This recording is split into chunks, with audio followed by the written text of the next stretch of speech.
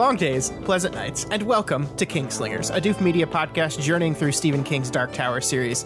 My name is Constant Reader Scott Daly, and I'm joined, as always, by my co-host and innocent King Ka baby, Matt Freeman. Matt, how's it going this week? Scott, is it okay if I go visit my friend's house? No. Oh. Okay. This week, part 2 of Wolves of the Calla begins as we cover chapters 1 through 3 of Telling Tales, part 2.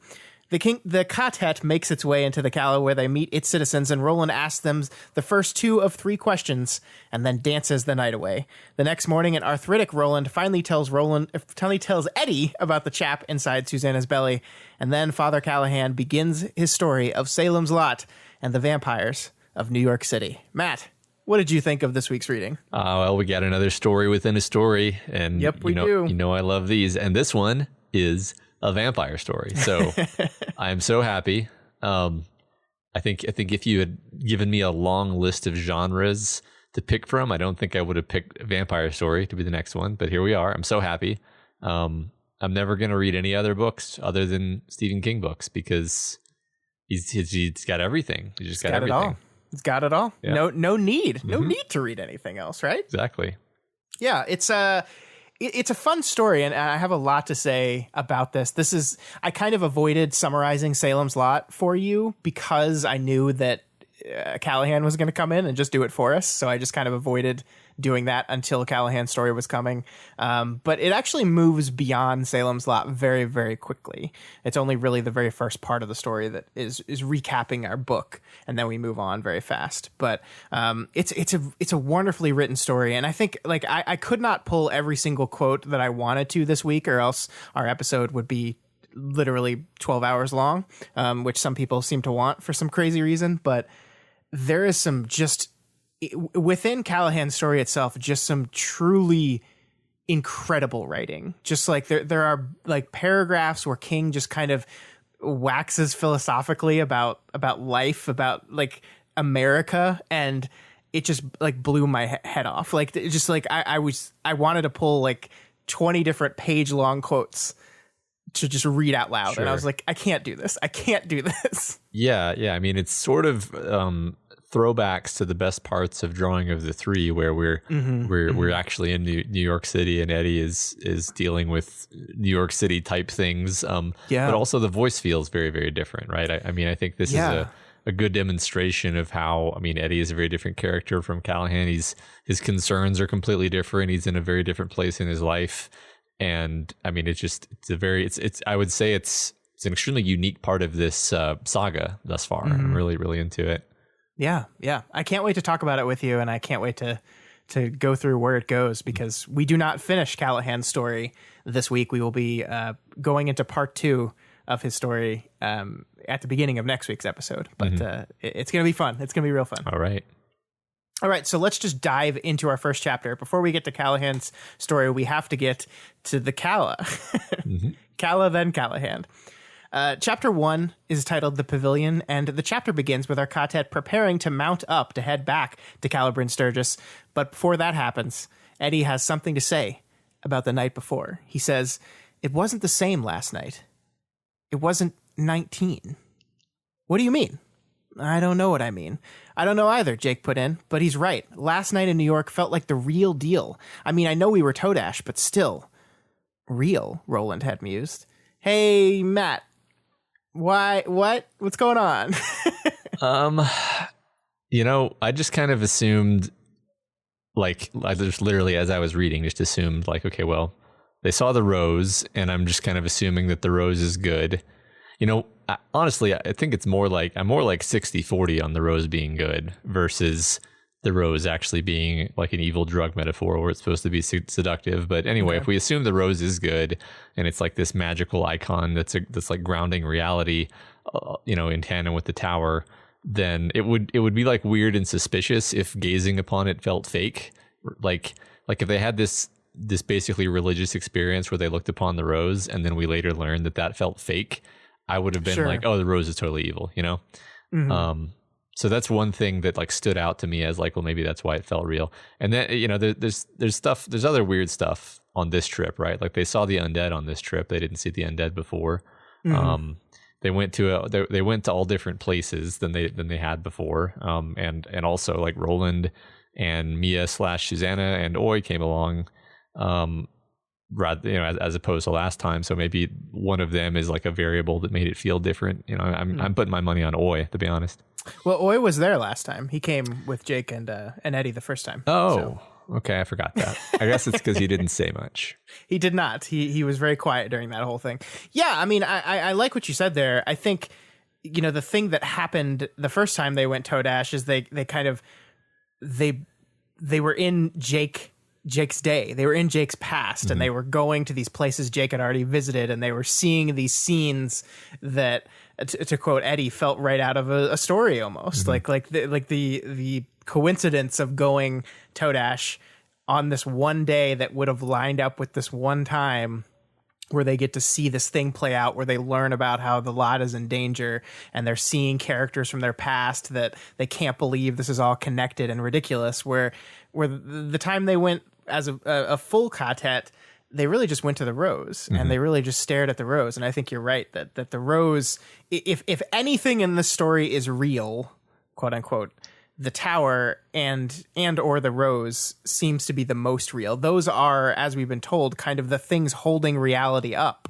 So those things should be more real, or at least feel more real than everything else. I think there'd been this, I don't remember the exact wording, but Roland at some point said something like, you can't always tell whether you're getting messages or visions or what have you from a good source or a bad source. And like maybe the bad guys pulled them into that first vision, and maybe the good guys pulled them into this vision, and that's could be part of it. It's interesting because like the assumption that we've been going into is that this is Black 13 doing this to them each and every time, right? But still, there was a distinct difference between these two times, right? And the book is specifically drawing our attention to this distinct difference. And it sort of seems, I don't know about like definitely we're not aware that Black 13 is doing any of this. That is purely something that King has invited us to assume, but we don't know. We don't know that that's true. So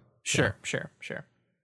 Yeah, great. I'm very interested to see. Like where this playing with going 19 is something King is having a lot of fun with very early in this book. So I'm looking forward to kind of going through that and maybe learning more about it. Me too, because it's a thing it's been in a sense going on almost forever. Sure. Going back to going back to Hey Jude, it's like, what? Huh? But it's only now that like the characters themselves are like, oh, all right, hold up. Like, and then they kind of have their own name for it now. Yeah, I mean, it's one thing for your story to reference other stories. It's another thing for your characters within your story to start commenting on the fact that your story is referencing other stories. Right, exactly. That's you move to a whole new level there. Yep. Yeah. So as the quartet approaches their horses, speaking of things getting kind of weird, Eddie has never ridden a horse before, but we see almost immediately that he feels absolutely comfortable with the whole thing. He needs to be shown only once, and then he's got it. In fact, he says here that he knows exactly which horse will be his, and so does Jake for that matter. And then Jake asks for a poncho for Oi, and this is a wonderful spot here. I want it for Oi, perfectly calm, perfectly certain. He feels exactly like I do, Eddie thought, as if he's done this 1,000 times before.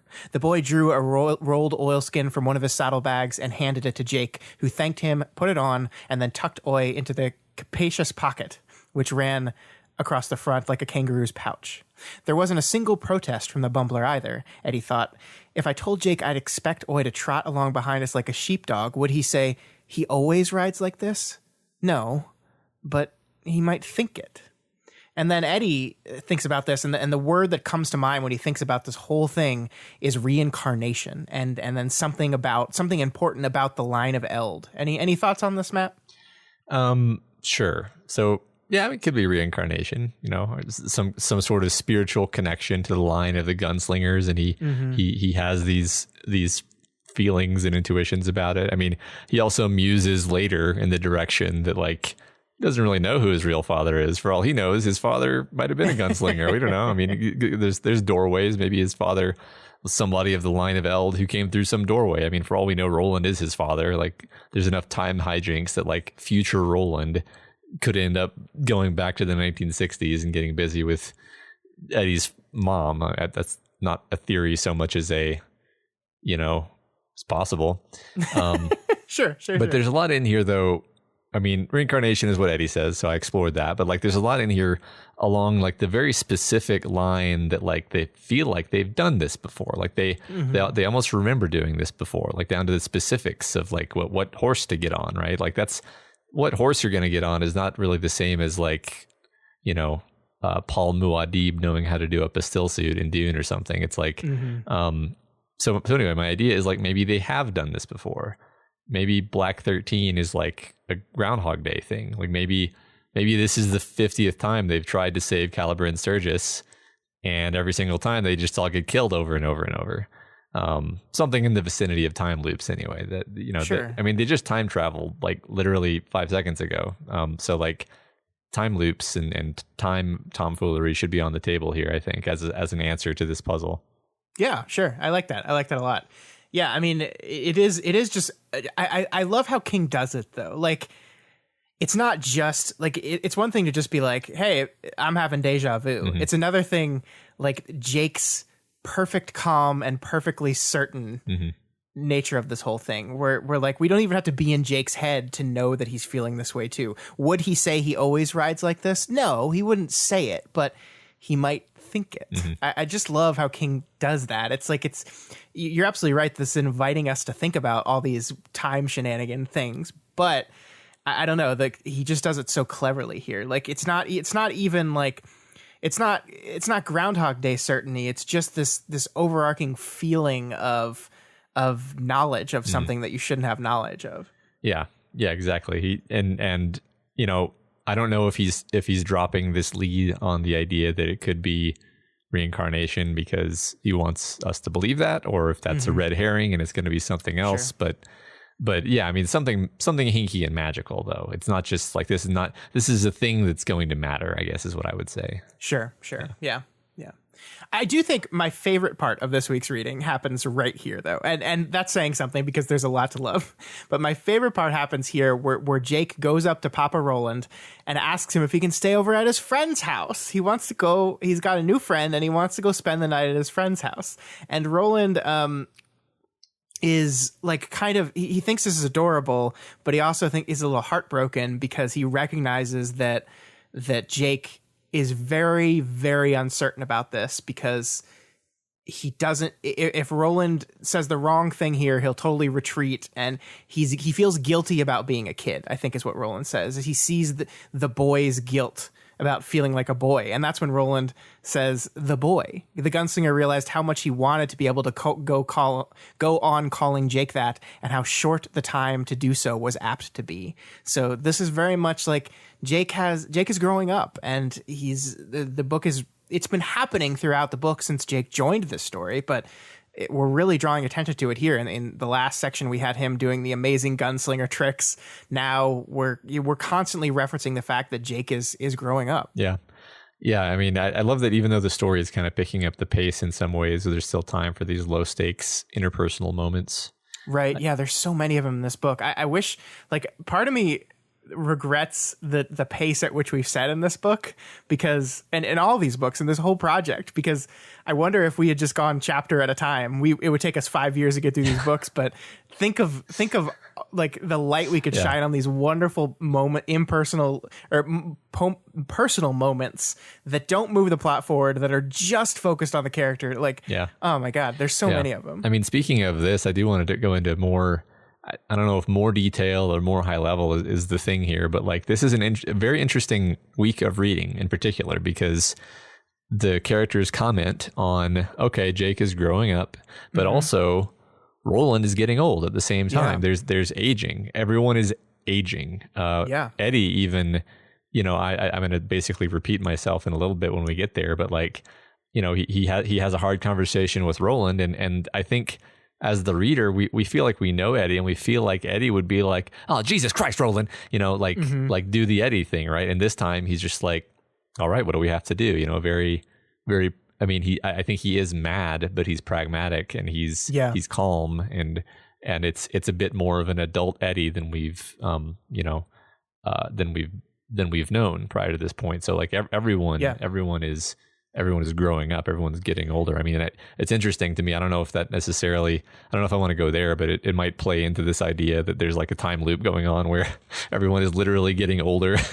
Sure. Well, I mean, like remember the first chapter of this book is called The Face on the Water, which we are told time is a face on the water. And like time and the movement of time has been something that this book has been very focused on, kind of in the background. Like we've been constantly been given these ticking clocks. Like the wolves are coming, we got to sell or get the vacant lot before Calvin Tower sells it to the bad guys.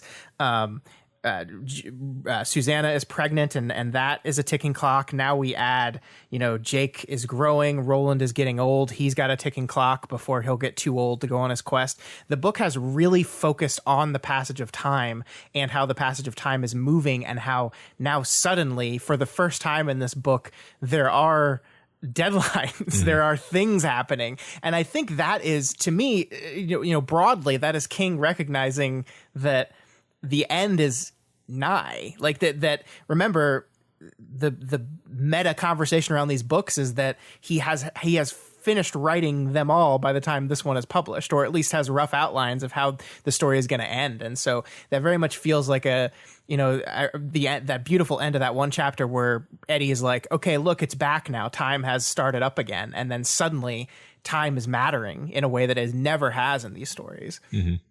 And it's fascinating. I mean, I'd call time a major theme of the work, just so far. I mean, I don't want to go into it for like 10 more minutes, but I mean, the whole idea of like what is being done to the Root children could even be tied into the concept of like time being stolen from them in some way.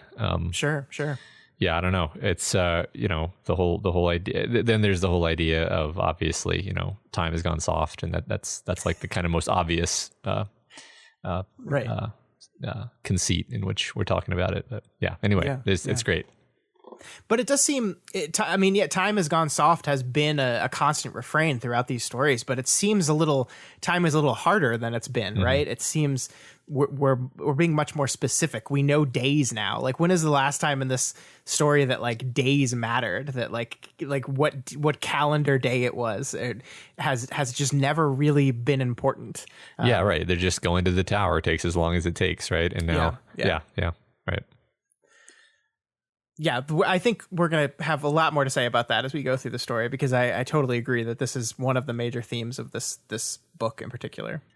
Cool. So as they crest the hill on their approach to the Calla, the view catches the entire quartet, and Eddie says the phrase "holy wow," which I love. But Eddie is not holy wowing at the Calla, as our friendly guide Oven Hoister assumes. Instead, he and the rest of the quartet are looking beyond, almost as if to say the events in the Calla don't matter, not in the long run. Like they're looking out beyond the town, and they're looking forward towards the thunderclap, towards this what is described as the black wall that is the thunderclap. And I guess we'll find out. I do think that's like beautiful symbolism a little bit, that their quest lies out there, not in this town, even though that's where they're going for now. Yeah, it is a very fantasy moment, in the middle of sort of a Western, where we're seeing this black wall. It's very, it seemed very like you're looking at Mordor in the distance, Sure. That's the vibe I'm getting. I think, King keeps doing this very fun thing where the characters are sort of mirroring where you, the reader, are at mentally, because you want to get to the tower, or at least you want to get to the next big important plot thing on the way to the tower. And you're like, okay, this Calla stuff. All right. We got to do the Calla side quest to get to the tower. I get it. I know how stories work. It's going to be fun. It's King. It'll be fun. But like, you're kind of imagining this Calla thing is going to be a little side quest. It's just going to, they'll just get through it. And like this is kind of the quartet's attitude. This is like Eddie's attitude, is like, okay, we'll deal with this side quest, we'll get on with the mission. And I wonder if like that's, if by putting that front and center, drawing our attention to it, King is not, sort of setting us up because like I think Eddie might be unpleasantly surprised. Like I don't think they're going to blow through the Calla, without a hitch the way he kind of assumes they will. Kind of the way they did Lud, where Lud was like, yeah, I mean, Lud was there was some shooting and fighting in Lud, but like fundamentally it took him like an hour. I'm not thinking this is going to be the tiny little detour that maybe Eddie thinks it will. Sure. Cool. I like that. I like that a lot. Cool. All right, so when they ride into town, Susanna has another run-in with our friendly robot, Andy, who gives her a horoscope, and we have to pay attention to these horoscopes. The book has primed us for this. And he says, would you like me to tell you your horoscope, Susanna Sai? You will meet a handsome man. You will have 2 ideas, one bad and one good. You will have a dark-haired... And then very quickly interrupted is Andy. God damn it, King. So, I mean, what's your take here, Matt? What is dark-haired what? It was going to be important. I mean, dark-haired, like, child is I think maybe what is the blank you're supposed to fill in. It's like that seems like the blank you're supposed to fill in there if you're just if you're just taking everything you know about Susanna. So either it's supposed to be dark-haired child, or that's the red herring and it's actually dark-haired something else completely. Like sure. And I don't know. Like so who is the handsome man that Susanna is going to meet? I don't think we've met a handsome man yet. No, none of these men are handsome. There's Callahan, not so much. None of them. Not so much. None of them. Like I can't think of anybody who super fits this bill that we know of in the story as it stands. Sure. So, yeah.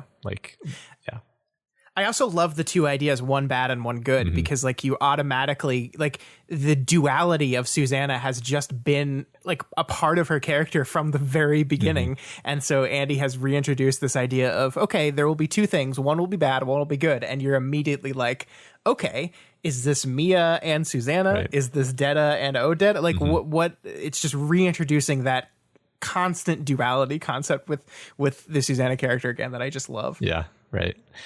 Yes, I mean basically it's the kind of thing where we'll know what it was when we see it, right? But sure. But all it's telling us is like, yep, there's going to be more Mia, Susanna tomfoolery. Yeah, it's one of those things where I think the first time you read it, you're just like, oh, that's silly. And yeah, maybe you fill in the blank there with what you think it is. And then it's one of those things that I think a second read just makes you go, I see what you were going for there. Yeah. It's fun. I like it. I love all this stuff. I love it's funny because there's like a tropey word for this thing that King is doing. And it's hilarious to me that it only just occurred to me. But the word is lampshading. Like lampshading is when the author like shows you, hey, I'm doing this thing. I'm doing it. The thing that you're noticing, I know that I'm noticing. I'm doing it on purpose. Sure. But anyway, it's funny to me that I know that term. I just never use that term talking about this book. But King does it a lot, and I like it actually. I like the way he implements it. I think my hesitance in terming it that is because I think lampshading has gotten such negative connotation. Like people usually mean it when we're referencing it negatively.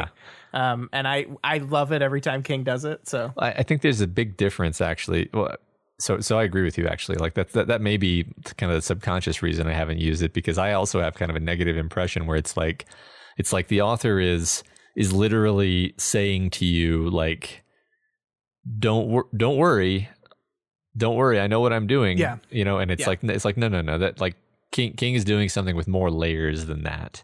King isn't worried that you don't trust him. King is playing with your expectations in a much more calculated way, I think. Yeah, I almost see when I see it used most commonly, it's almost saying like the author's like, I know this is bad, but because I'm telling you I'm aware it's bad, it's okay that I did it.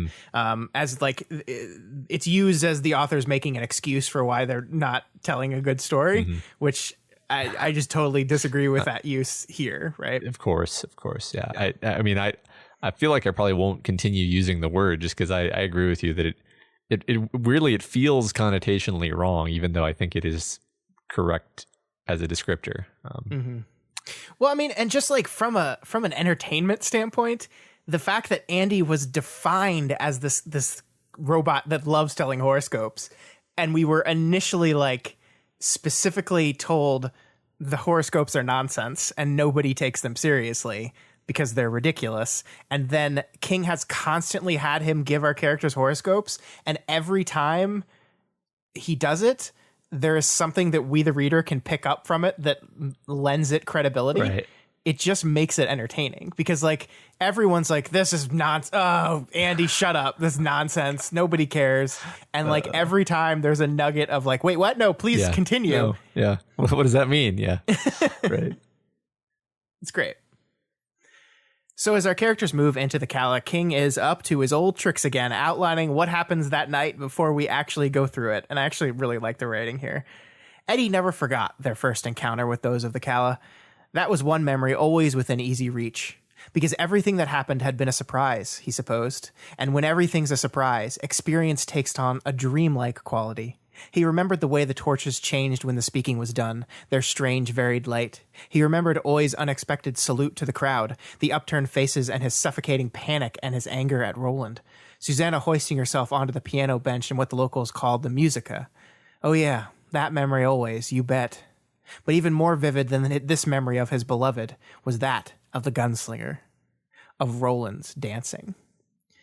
There's a lot to love about the event that's going to conclude this chapter, and Roland's dancing of the Kamala in particular, and we'll get there shortly, but this is just one of those times where I think King uses this technique of his just absolutely brilliantly to enhance what is to come. He's now set this moment up for us, that this Roland dancing, what? Like he's drawn it out in the text to make it an even bigger deal and to define our expectations of this thing, to where when it happens, it's almost more surprising when we know it's coming. Mm-hmm.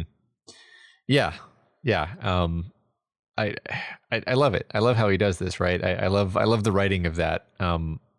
There's just the prose of it, and the sort of I don't know. I think most books that we read, and we read a lot of books for book club and so forth. Like I think most books that we read have at least some bits where maybe like the story didn't go quite the way you expected, and then suddenly you're like, okay, wait, what? Where are we at? What's happening? And then you like have to stop reading and step back and reorient yourself and kind of remember, okay, this is what, okay. Well, that's, that didn't quite make sense maybe, or maybe it made sense, but you weren't expecting it. And so it takes you off guard.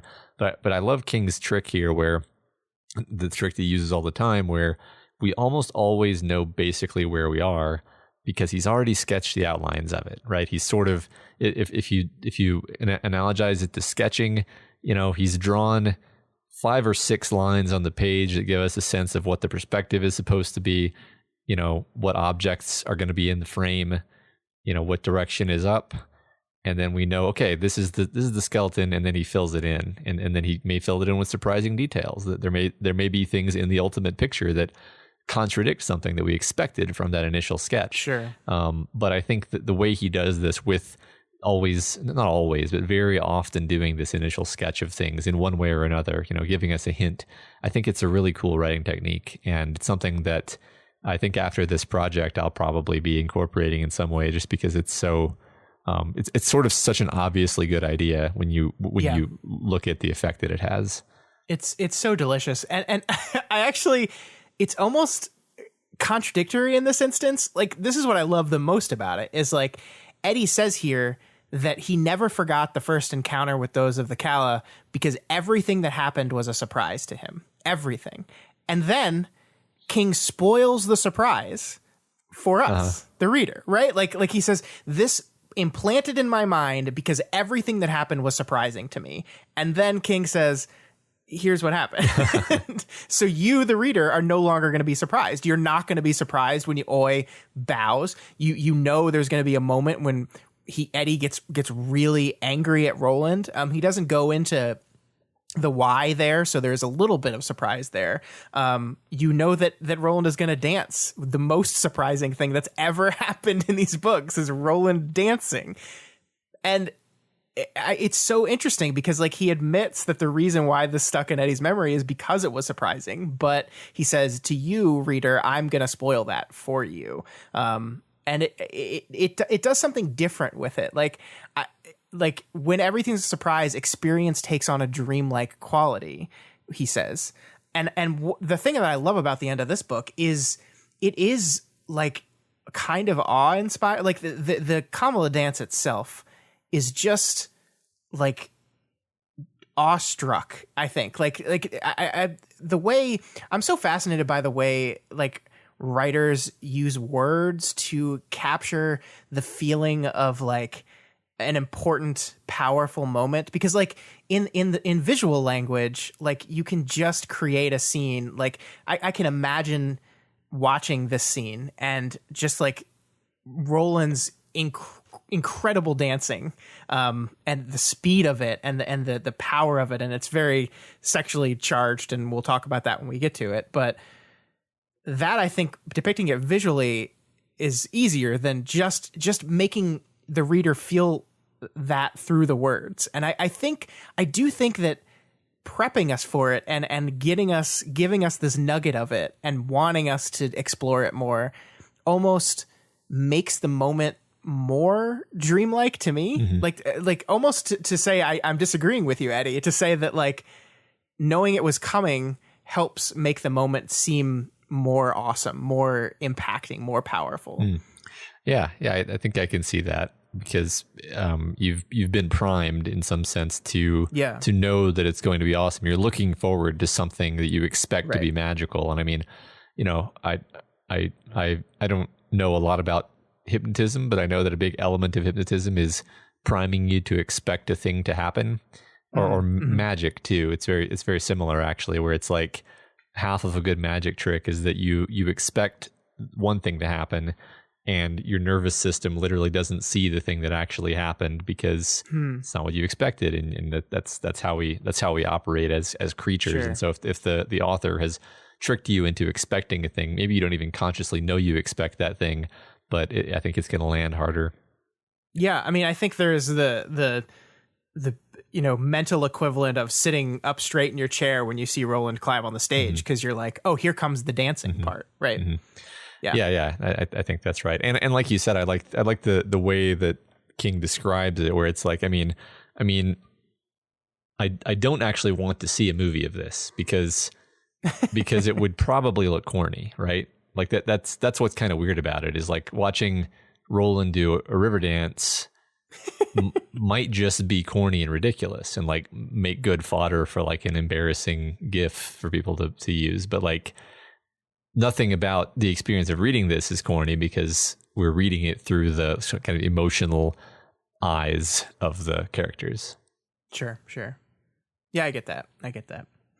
All right, so we spent probably too much time on that. So let's move into the Calla itself. The group makes their way into the town, and we see at first that it's like eerily empty. There's no one around, and we learn later that's because literally everyone is at the meeting hall in the center of the town. Eddie actually says that this walk into this town is reminding him of Susan being escorted to her death in Roland's story in Wizard and Glass. And I liked this because like this is not the first instance of one of our characters that isn't Roland like referencing the story of Susan and Magus. And it's kind of amazing to me how much they've all just internalized Roland's story, isn't it? I think that's incredible. Yeah, I mean, it once again reminds me of like the characters mirroring the readers, because like we also connect to that experience. And so I think that's a cool thing there. Yeah, that's true, because like if this is, you know, one of the big things about these stories, it's a story about stories, then our characters being told a story has an effect on them, just like us reading a story has an effect on us.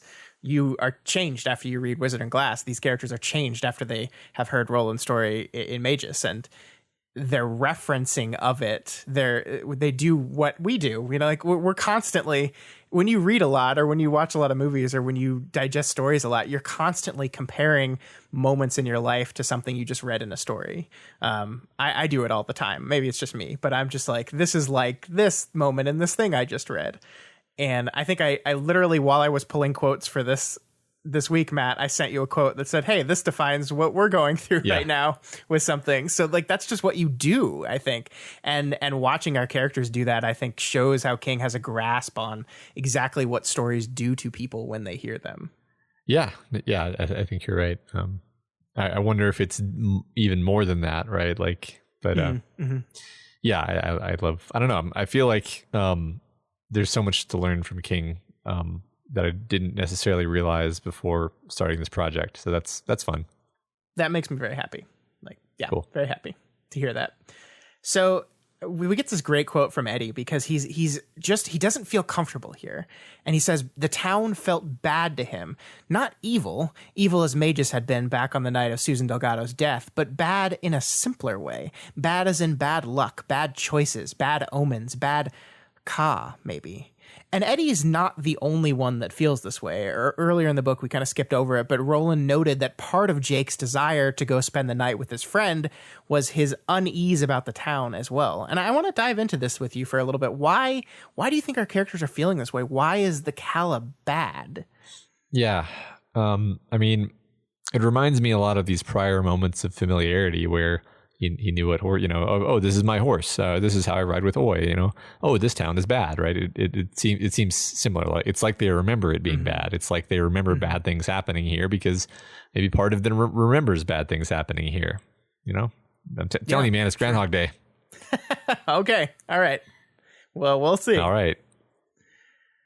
So Ovalhauser presents the quartet to the town who have gathered at the meeting hall and addresses them all. He actually tells them that he might have been a bit too hasty in dismissing Tian's plan to fight the wolves. And I just like this. I continue to be amazed at what Roland was able to accomplish last week with so little words, right? He has completely changed Orange Hulser's mind, like completely. It's incredible. Yeah, it's interesting what we're doing with this character because like I think originally the book was pretty hard on Oberfuhrer, but I wonder if he's going to like turn coward as soon as the danger begins. Like, is this a character? Is this a character whose arc is redemption or whose arc is being wishy-washy? I don't know. Yeah. I mean, the thing that I continue to love is just how little it matters, right? Like, that's my favorite. I say my favorite part too many times, but I love when Roland just starts asking the questions to the town, right? And like, it doesn't like these people are convinced that they're going to have to like vote by committee about whether they're going to accept the help of the gunslingers. And then Roland is just like asking questions to the crowd and people are answering it. It's like, well, guess what? Yeah, it's really great because it just doesn't matter. I mean, the question, I guess, to the town is going to be who of you is going to stand up and help. It's not going to be, are we going to do this? It's going to be which of you will stand at our side when we do this, Yeah, that makes sense. Sure. So I don't know. I don't know. Like, I think it is interesting what we're actually going to do with this guy with where we're going with Oven Huster, and what we're going to do with him. I just don't know. Yeah. It's one thing I'm curious about simply because he was so obviously set up as, oh, this is the antagonist. And now he seems to be on their side. And it's like, okay, where are we going with this? Yeah. And we're going to meet some other antagonists soon. Yeah, exactly. So Roland is officially presented to the town, and it's this beautifully written scene where we see Roland kind of step forward, and it says, the red sun set his left cheek on fire. The right was painted yellow with the torch glow. He put out one leg. The thunk of the worn boot heel on the boards was very clear in the silence. Eddie, for no reason, thought of a fist knocking on a coffin top. He bowed deeply. Open palms held out to them. Roland of Gilead, son of Stephen, he said, the line of Eld. So, like, we're going to get every one of our characters about to introduce themselves, and I want to talk about them all, Matt, but, like, I love the red sun set on his left cheek, the right yellow with torch glow. Like, I love that both sides are on fire, right? Like, he's got the fire of the sun on his left cheek and the fire of torchlight on his right, and it's just like the dude's surrounded by fire, and Eddie compares his boot knocking as he steps forward into his bow to knocking on a coffin top. This is fire and death are the imagery we're surrounding with Roland stepping forward and declaring himself. And that's really powerful. It's really powerful, and it's just really awesome.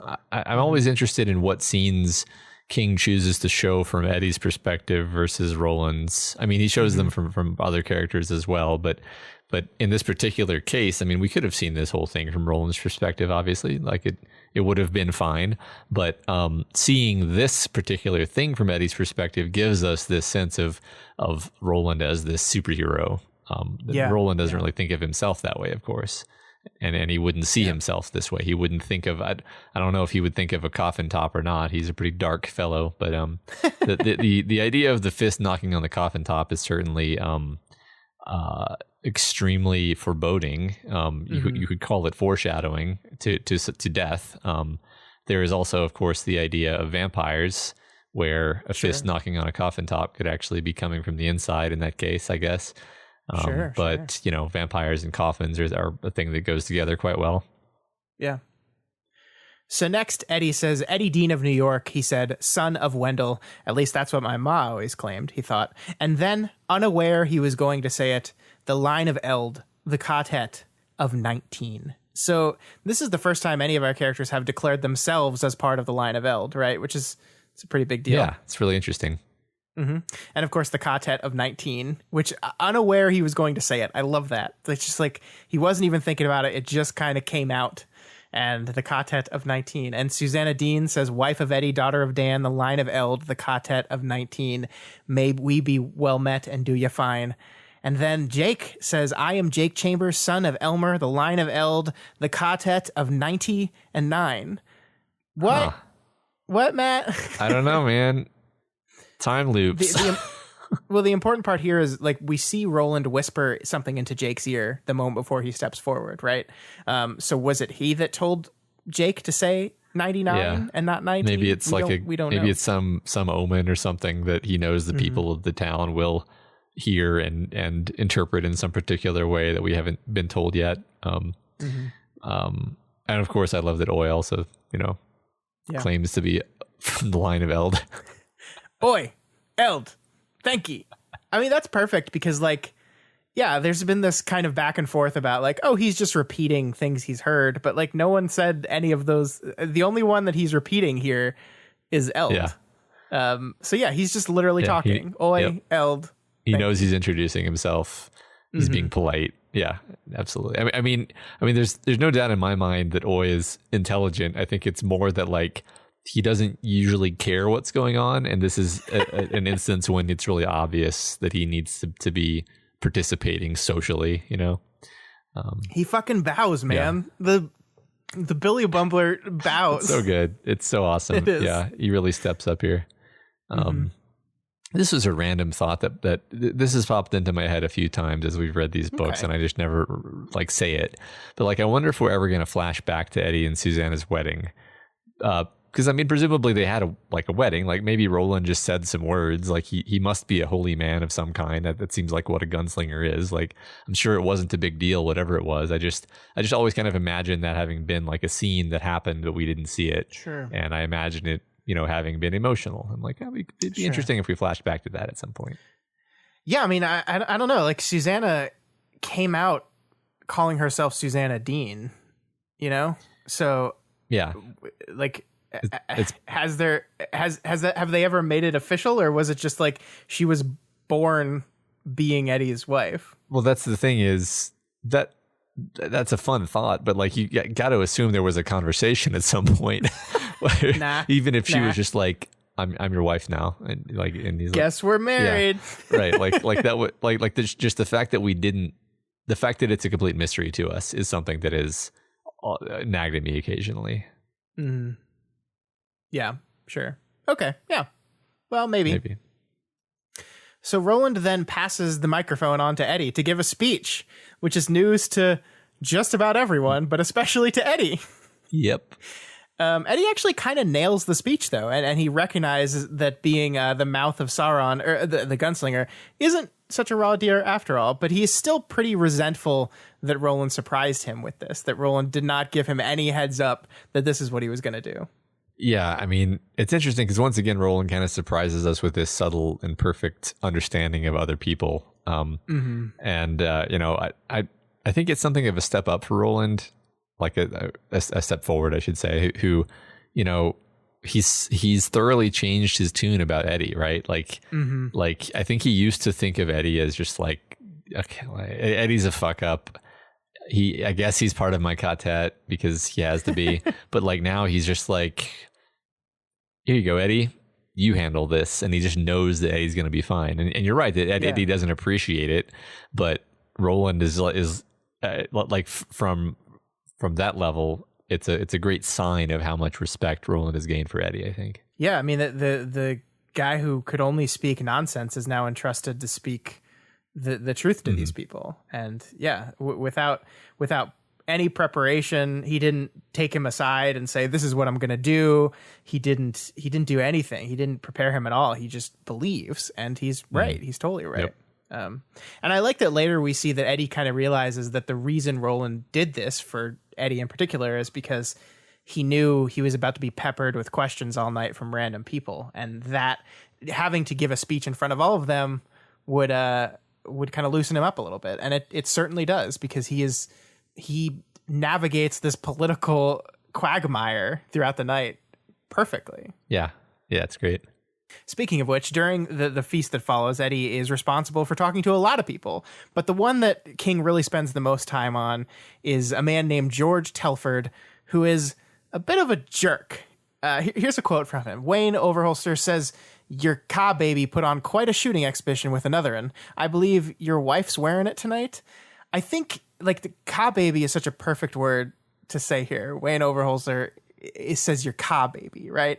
Because I think you take that and you contrast it with Roland's awareness that Jake is growing, and that boy is almost no longer the correct word to use for him. I think it really helps you have an immediate sour taste in your mouth towards this character and the entire conversation. He's such a smarmy ass. Yeah, good point. I mean, it does really get to you when somebody you don't know just kind of subtly puts down somebody that you really love. Like it's a great way to get an instant grudge. I mean, I think this is another good, example of parsimonious writing where King has made us hate this guy very, very easily and quickly.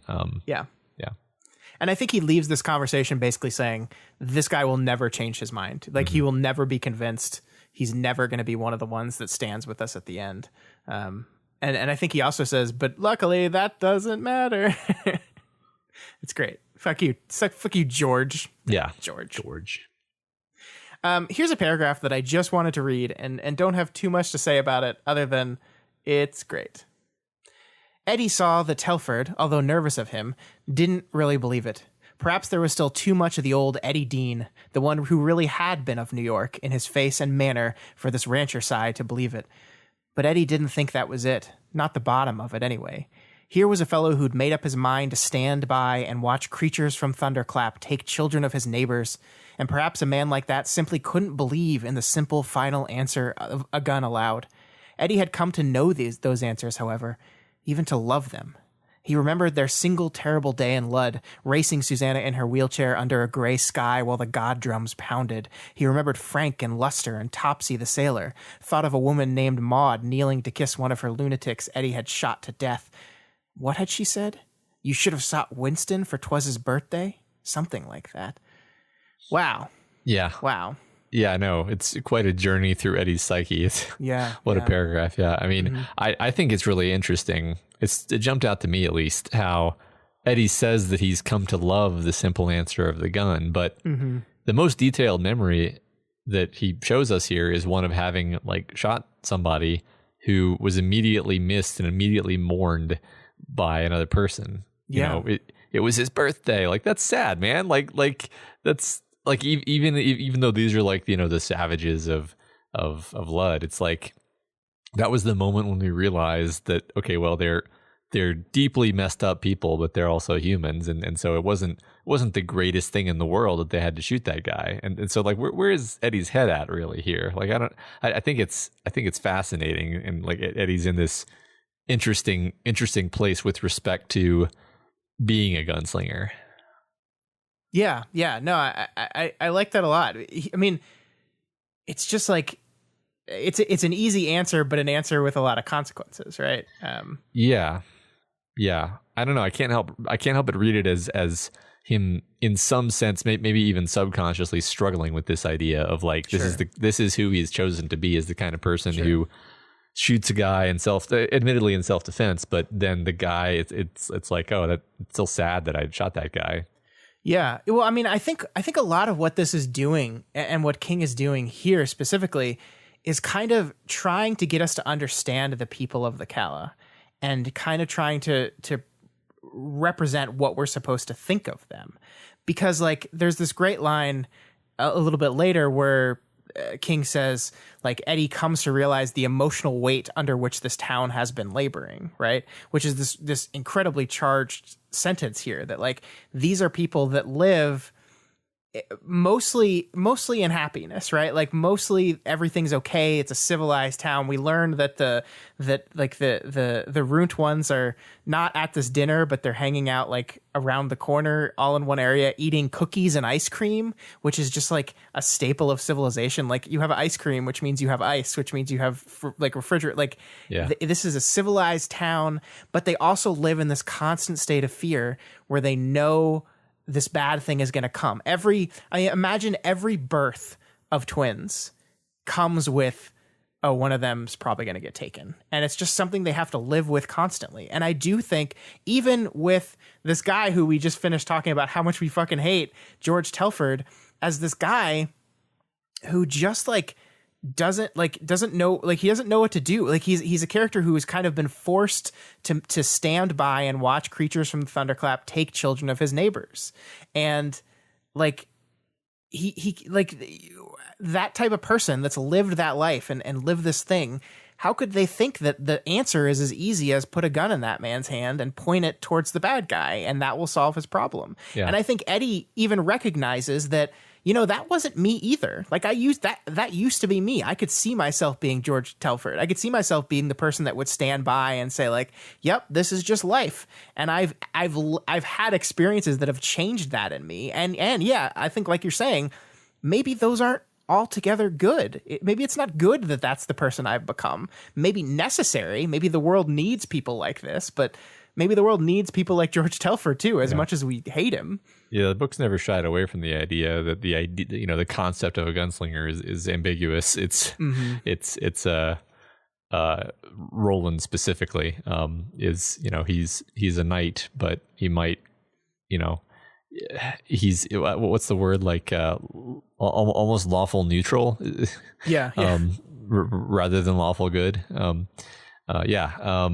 But yeah, I think speaking of Telford specifically, like I think his situation is like one of those where it's like it's so bad that you can empathize with even the like selfish jerk characters like him. I mean, I don't empathize with him very strongly, but like it's a situation where I think it would take a really like super brave, like unusually brave person to like, if you knew that, you know, somebody's going to come take your neighbor's kids, but leave yours alone.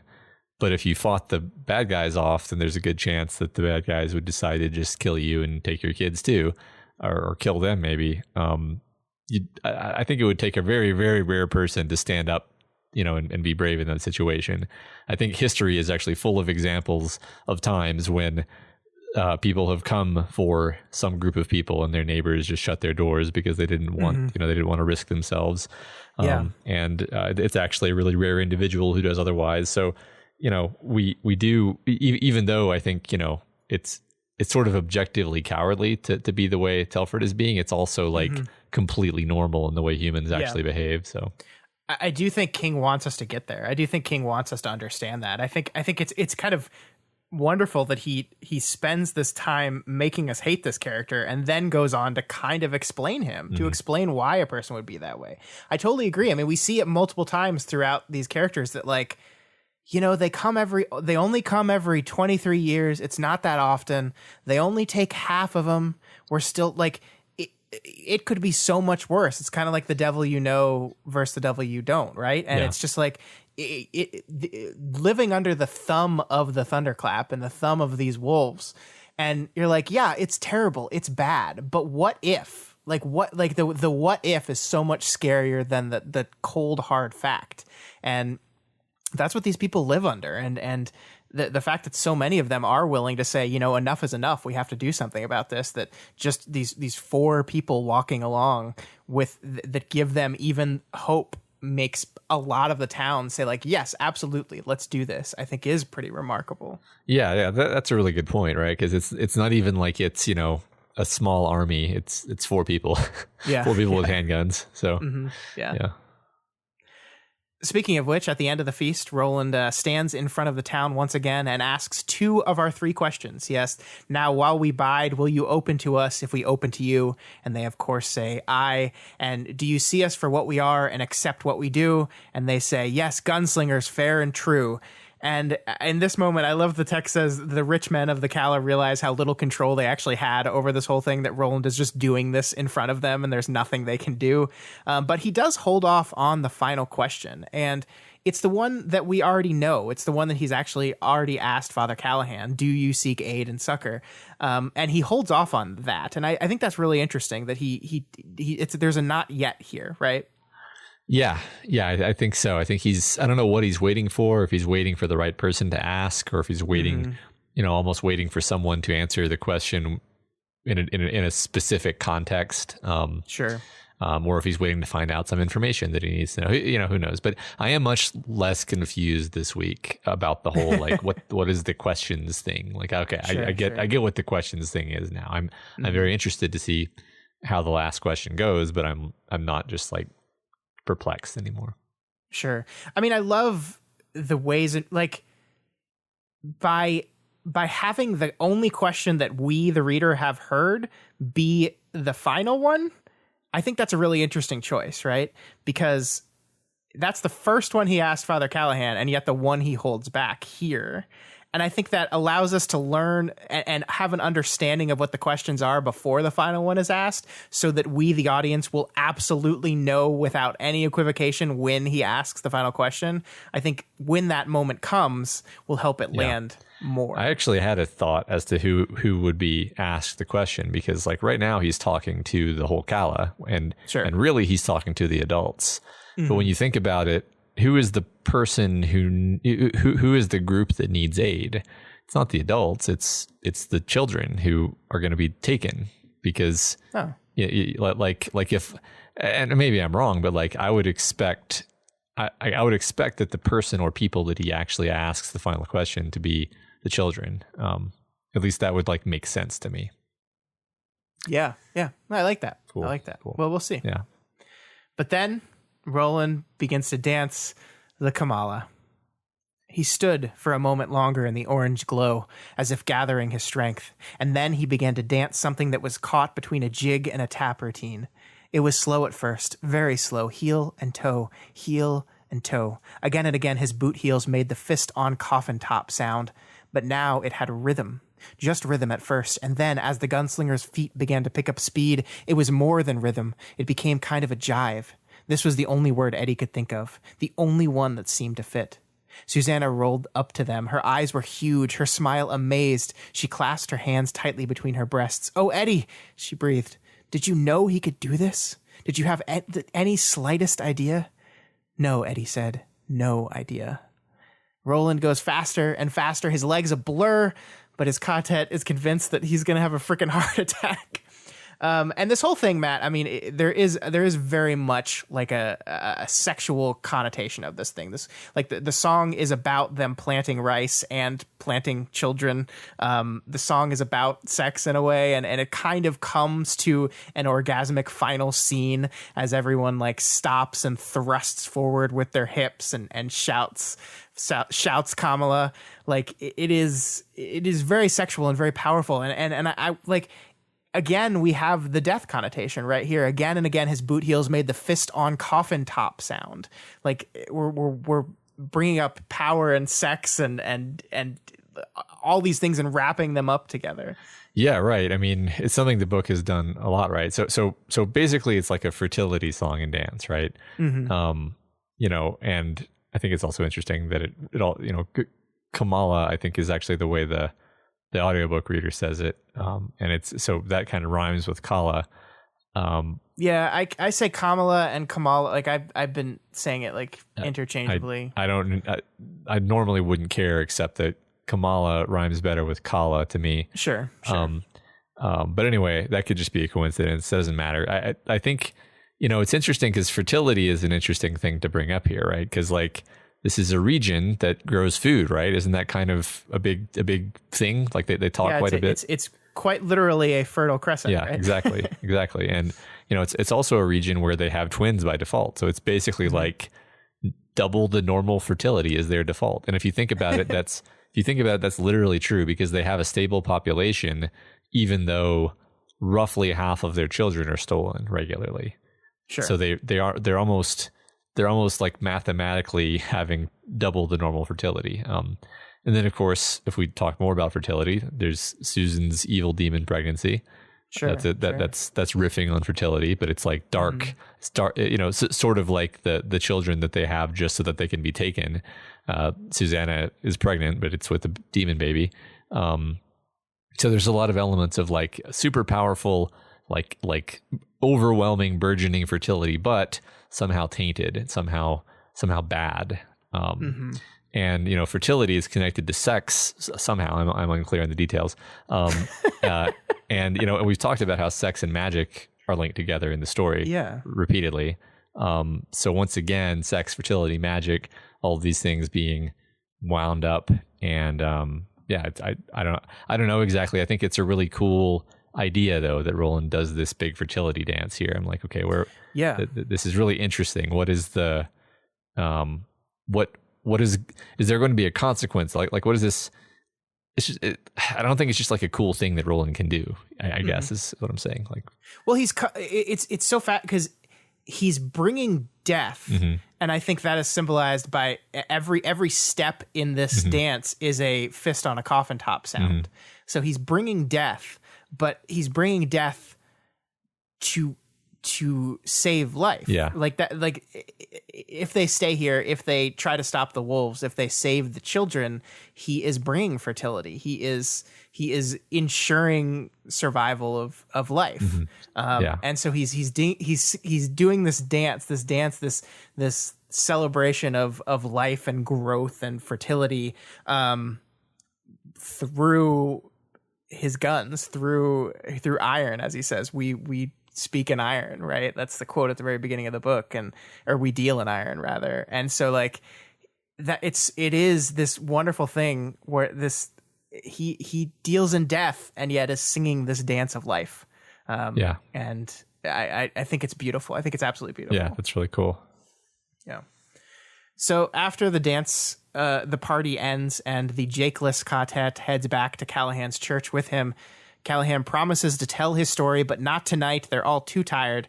They all go to bed, exhausted, but satisfied. And the end is kind of ominous because Eddie and Susanna get like a bedroom for the first time in ever. And so you're thinking of like, well, where's Susanna how is she gonna sneak out and eat frogs, right? Right. Yeah, and it doesn't seem like that actually goes anywhere, but it is a moment of like, are we gonna have a bad scene coming up here real quick? Yeah. And then they just kind of go to sleep, right? And like I think Callahan not wanting to tell his story reminds me a little bit of Roland begging off from telling his story because he's not ready yet, and Callahan's like, no, not ready, not gonna do it right now. Yeah, I mean, it reminds me so much of like I read myself to sleep almost every night. I'm in bed with a book, and there's a moment you get where you're just like, I'm just too tired to keep reading. Like if I keep trying to read this book, I'm just gonna be staring at the same page. Or like the moment where you realize your eyes have been shut for 5 minutes with the book open in your lap. So it's kind of like saying like the best time for the story is when you wake up in the morning rested, where you can really pay attention to it. Yep, I do the same thing except with the audiobook where I'm like, am I awake enough to be processing this, or I'm just going to pause it. Perfect. All right, so we move on to chapter 2, Dry Twist. Oh shit, dear. Matt. Here we go. So Roland, unlike Eddie, who said he didn't dream at all at the end of the last chapter, does dream. He dreams of Jericho Hill again and of Cuthbert and, interestingly enough, of Arthur Eld's horn, which Cuthbert was carrying on his final charge. This is the book kind of keeps focusing on this horn, and we don't know why, Matt. It's just like he keeps thinking about this horn over and over again. What is it about this horn? I don't know. Is it magic? I don't know. It's probably magic. But Roland wakes up with something else. He wakes up with pain. We had actually seen him limping around in the past few chapters, especially in the morning, but I didn't bring it up because I wasn't sure if you noticed it, and I didn't want to draw it to your attention if you hadn't noticed it, but it's this, Matt. It's what's going on. And at first we think it's just rheumatism, but it's not. It's full-on arthritis. The dry twist, he calls it. He figures he has 2 years at max, but probably less than 1 before the pain gets too great and he can't really walk well anymore. So Roland, our Kamala dancing gunslinger, is getting old. Yeah, I didn't notice that he'd been limping around, and this just sucks. Like, I hate this. And the thing is, like, he's not even that old. I mean, okay, he's like 1,000 years old, but like, he doesn't really seem old enough to be stricken with this sort of disease. I mean, I acknowledge that people get arthritis at all sorts of ages, but I didn't expect this, you know. Sure. And arthritis is such a horrifying disease. As a chronic pain sufferer myself, I have this like dread of the idea of arthritis. Like when I think about it, I get like tightness in my chest because it's just such a horrifying idea to me. Yeah.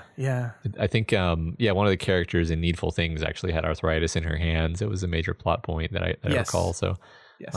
I think it almost seems like this is one of King's, like, this is a terrible thing that can happen to people.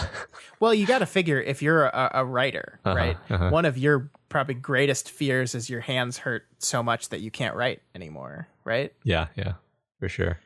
Yeah, I mean, this choice here is so fascinating to me because I distinctly remember the first time I read this book and getting to this part, and it was so shocking because it's taking a hero, this badass that we love, and giving him this debilitating disease. And it's so different from the lobster bites, right? Because the lobster bites was like an external force acting upon him. This wasn't dumb luck. That was just dumb luck. It was partially Roland's hubris and kind of the world's revenge for the choices he made. This is just, this dude's getting old and time is catching up to him and there's no stopping it. It's so shocking. And I think actually, like, I honestly did not remember this plot point going into this book. I did not remember it. And I think it's because I just wanted it out of my brain. I just didn't want to remember this because it's so horrifying to me.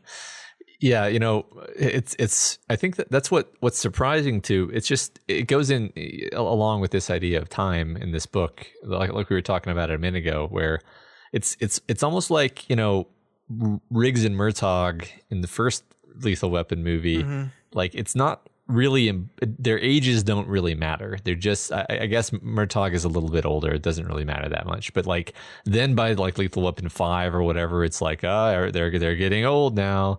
They're becoming old. They're getting to be parents. I'm too old for this shit. And but like it's almost like we went from Lethal Weapon 1 to Lethal Weapon 5 within the last like 100 pages of the book, because suddenly our superhero character is disabled. Like, he's basically like, okay, I'm going to be limping around the whole morning. I mean, I think we're kind of invited to imagine, like, is this going to impair his actual combat effectiveness? And I think the answer is like, yeah, probably. So and he debates killing himself, right? Like, he's just like, if it comes to that, I will take my own life. But he knows he's lying, because like the only thing that is less likely than him like doing this is giving up his quest. Like, even if he has to limp up every stair of the tower because his arthritic legs don't work anymore, he will continue to do it. He will embarrass himself, but he knows it's coming. And once again, ticking clock, right? It's everything. Time is speeding up. It matters. And yeah, exactly. It's wonderful. Yep. So Callahan's housekeeper, Rosalita, luckily has some like magic ointment, which helps make the pain go away, which is very nice. But they both acknowledge this is only a temporary solution and its effectiveness will continue to go down as the arthritis gets worse and spreads and becomes more severe. Yeah, but luckily she's got another solution for him, if you know what I mean.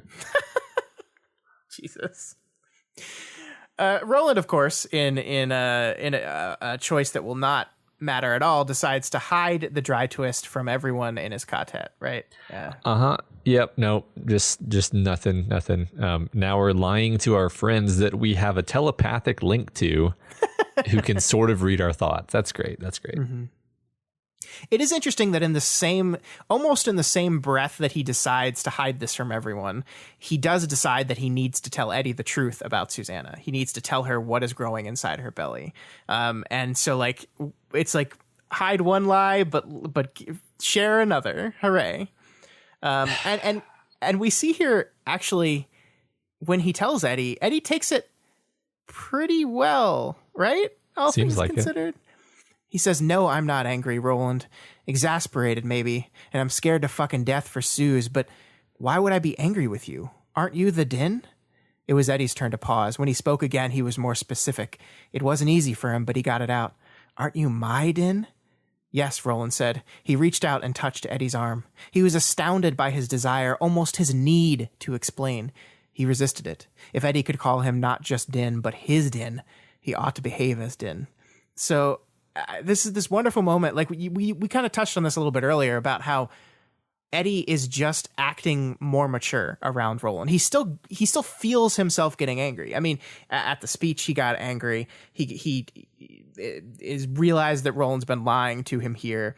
But as we talked about in earlier books, these moments where Eddie just like lost his cool and snapped at Roland, that's not what's happening here anymore. Like he's just saying, well, you're the boss. I get it. He's recognizing Roland's authority and pushing against it much less than he had been in the past. Yeah. I think like we said, everybody's growing up. Time's passing. Mm-hmm. Yep. And they both kind of recognize at the same time that Mia might have the ability to completely take over Susanna's body, just like Detta and Odetta did with each other. And she might try to do so if they tell Susanna about Mia. And of course, doing so would complicate things with the whole wolf situation because they'd have one less body to fight the wolves if the time came. So the quote here is, "I think what you're saying, correct me if I'm wrong, is that you don't want to tell Sue she might be growing a monster in her belly because it might impair her efficiency." It's great. It is. So basically twice in a row, we have our previously very close-knit, almost perfectly free of genuine conflict quartet creating schisms based on some justification. Roland justifies lying to everyone, and then Eddie and Roland justify lying to Susanna. And remember, this is like I remember a while back being like, what's refreshing about this story is that there's no real conflict within the quartet. Like we don't. That's not an angle in which King is creating conflict. Normally stories would, right? Normally there'd be like interpersonal lines of conflict. Eddie and Roland don't always get along, but that's not really what I'm talking about. But here, it'll be better if they don't know. She'll be more reliable if we don't talk to her. It feels like there's just this instant, story wise compared to the length of the story, it's like within an instant, the trust has been shattered. And like speaking of like, the evil of this town, it's like, okay, well, they've been through some really rough times, but as soon as they enter this town, they start lying to each other. Yeah. That seems really bad. That seems really, I don't know. I'm just like sure that this is going to have been a bad decision, Yeah, I mean, I don't think King holds back in agreeing with you here, right? Like after he has told Susanna, or after he has told Eddie about Mia, Eddie and Susanna get together, and one of the first lines is, had he lied to her before? He couldn't remember, but he didn't think so. And even if he had never done it with such baldness, with such calculation. This was bad. And then Roland, not too long after that, thinks, this is a hell of a way to start, Roland thought, with at least two of us keeping secrets. We can't go on so, not for long. So it's like the text is totally acknowledging exactly what you're saying here, Matt, which is that this secrecy amongst these people that are knit together by fate and that should trust each other above all things, that are psychically, like how do you keep secrets to each other if you're psychically linked? Yeah. Or could the fact that you're keeping secrets from each other damage that link? Well, that's the first thing that I think of is actually like, okay, you've probably just kind of ruined your kef, you ruined your psychic bond, which is really like, I don't know if it's the whole point, but it's like the major advantage of being a quartet is that you sort of act like a unit, even though you're four people. Mm-hmm. Well, now you're just acting like four people, so that's not nearly as valuable. That you're not like transmitting magical information and skills and thoughts to each other anymore. You're just four people with guns. Yeah, I just like, this is Oi Erasure, and it's five people. I'm sorry, you're right. Yes. All right, so we're going to move on to the next chapter now, which is chapter 3, The Priest's Tale, New York, or in parentheses, New York. And this is Callahan finally starts his story. And this is, as we said before, why I did not summarize the plot of Salem's Lot for you before when we talked about Father Callahan, because here it is. In classic Dark Tower style, it's not enough for Father Callahan to just tell a story. We have to actually go into it. And here at the very beginning, we meet Donald Callahan, who right from the drop identifies himself as an alcoholic. So we're just kind of checking Stephen King boxes here, aren't we? We see that Callahan, as a young man, bounced around from parish to parish, always getting kicked out because of quote-unquote spiritual disconnection, a restlessness that nothing in his life would seem to satiate. I just can't get enough of King's prose here, and I'm going to read this bit to you. I want to read all of them, as we talked about at the very beginning of the episode, but here's one I'm gonna allow myself to read here. When talking to Bishop Dugan in the diocese office, he had used all of the correct buzzwords of the time to express the Signese. How do you say that word? Anomie? I don't know that word. Huh. What is that word? It means enemy. Lack of the usual social or ethical standards in an individual or group. There we go. We learned something new. There we go. Anomie, urban malaise, an increasing lack of empathy, a sense of disconnection from the life of the spirit. He'd had a nip in the bathroom before his appointment, followed by a couple of wintergreen lifesavers, no fool he, and he had been particularly eloquent that day. Eloquence does not always proceed from belief, but often proceeds from the bottle. And he was no liar. He had believed what he was saying that day in Dugan's study, every word, as he had believed in Freud, the future of the Mass spoken in English, the nobility of Lyndon Johnson's war on poverty, and the idiocy of his widening war in Vietnam, waist deep in the wide muddy, and the big fool said to push on, and the old folk tune had it. He believed in large part because those ideas, if they were ideas and not just cocktail party chatter, had been currently trading high on the intellectual big board. Social consciousness is up 2 1/3, hearth and home down to 1/4, but still your basic blue chip stock. Later, it all became simpler. Later, he came to understand that he was drinking too much because he was spiritually unsettled, but spiritually unsettled because he was drinking too much. Like, just holy shit. And I didn't do a good job reading that because I am not an eloquent reader at all, but this is incredible. Like, it is stuffed to the brim with character and with meat. Like, this is not a very long paragraph, but there is so much inside it. Yeah. Right. It's weird. It feels like it's like 5 pages because it's like, it's so, it takes you from 0 to, okay, I know exactly who this guy is. I know where he sits within society. I know what he feels about the world. I know what he feels about himself. I know what he feels about his career. I know that eventually he changes and that he's not like this anymore. But at the time that we're telling this story, he's a major alcoholic. And, I just love the writing. I mean, King is kind of laying into everything. He's laying into himself. He's laying into society. It's like the text is just dripping with disdain and it's the disdain for, textually, it seems to be the disdain of Callahan's for himself. It's his own disgust with himself and how like ignorant he had been in his past. Yeah. God, it's so good. It's such a Kingism to do this. Like, he believed in the ideas because they had been currently trading high on the intellectual big board. Yeah. Social consciousness is up 2 1/3, hearth and home down 1/4, but still your basic blue chip stock. It's just, it's so good. So cynical. I love it. It is. Yeah. It is. Yeah, and I mean, well, we'll get to it. I have a lot to say about King's perspective on Father Callahan here. But Callahan eventually winds up in a little town called Jerusalem's Lot. And in the middle of the story, Father C then goes on to basically just summarize the plot of Salem's Lot for us. I'm not going to go too far into this because we're going to read it one day. But the important parts are Callahan, at the end of this story, finds himself in a Mexican standoff with a vampire. And then the book goes into italicized text, and it's just literally Salem's Lot here. The boy is gone like an eddy of dark water. Barlow seems to grow taller. His hair, swept back from his brow in the European manner, seems to float around his skull. He's wearing a dark suit and a bright red tie, impeccably knotted. And to Callahan, he seems part of the darkness that surrounds him. Mark Petrie's parents lie dead at his feet, their skulls crushed. Fulfill your part in the bargain, shaman. So this is Salem's Lot, Matt. This part is Salem's Lot, but it's not quite Salem's Lot. It's an edited version of the scene. I actually pulled out my copy of Salem's Lot and put them next to each other.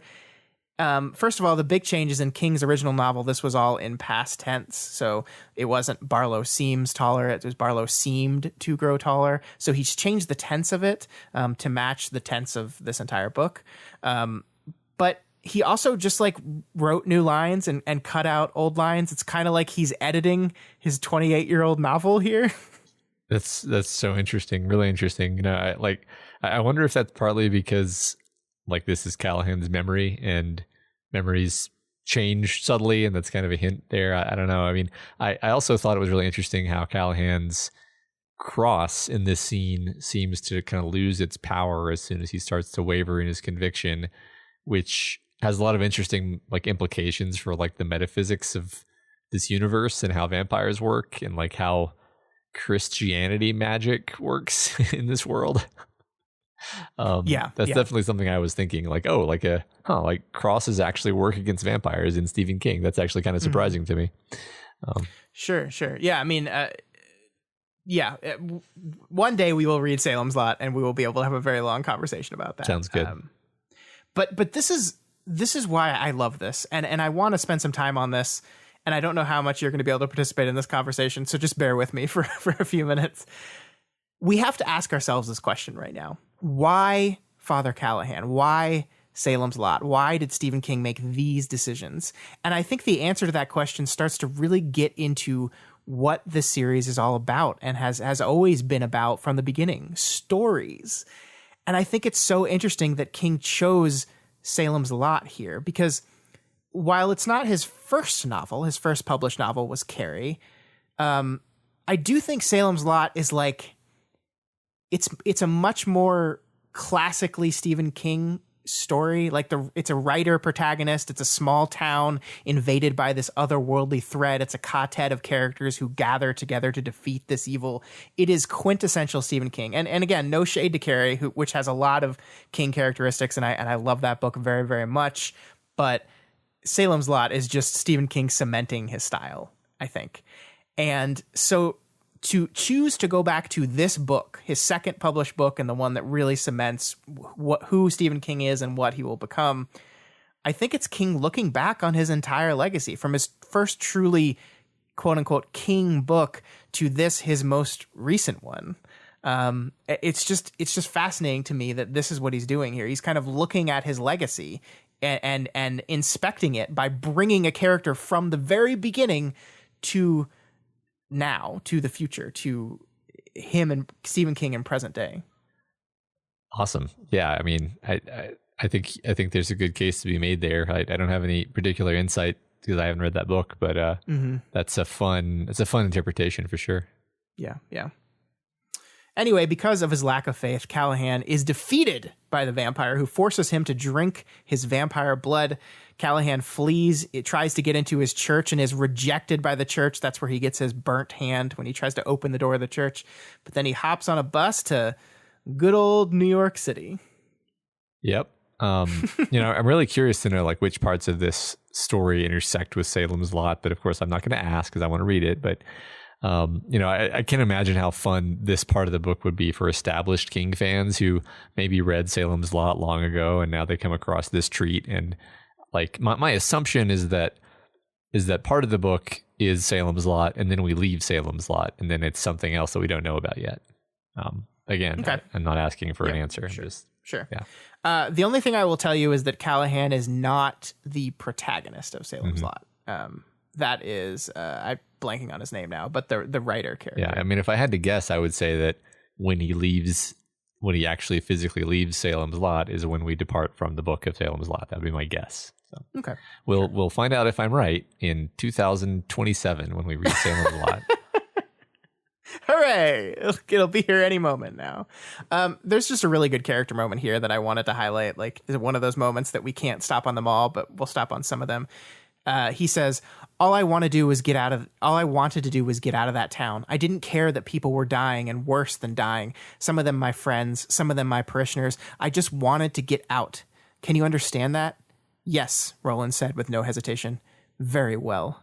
Callahan looked into his face, and what he saw there seemed to reassure him a little. Like, that's just this little character beat, right? That just, like, we connect Roland and Callahan on a fundamental level. Like, we can almost guess at what Roland's thinking of. I just wanted to get out of that town. I didn't care who died there, what happened there. I just wanted to get out. That's him in Magus, you know? Yeah. Like, it's really wonderful. Yeah, I agree. So, Callahan's story, Matt, his story in general is just so good. It's so good. Yeah. King has always written about alcoholism. I think that's something he's always touched on in his story. His books have always been very personal to himself and the struggles he's had. But I do think Callahan's story in 2003 could only be written by someone who has now been over a decade removed from their last drink, has been sober from all this time. There's moments in the story where Eddie seems like he knows exactly where Callahan's going with it. Like the moment when Callahan is talking about how after his friend died, he ends up at a bar and Eddie says like, bad move. And it's just like this look back. And I agree with you. There's a disdain there. There's a disdain that Callahan feels for his past self. And there's a disdain that King feels for his past self as well. And I think he's channeling the memories of how he acted maybe when he was writing this book. Uh-huh. And like embarrassed by them in a certain way. Yeah, I think so. I think I feel that. I mean, this is a story that has, by this I mean The Dark Tower. The Dark Tower has been this story that's about addiction so much. Obviously, mentioned it a million times every episode practically. And yet another addict character, right? Like of course, right? Like of course. I think, if you had primed me, before this and been like, hey, if you had to guess, would you guess, is Father Callahan some kind of addict or not? Then I would have been like, oh, he's we're totally going to find out he was an addict, obviously, right? Like this is the Dark Tower.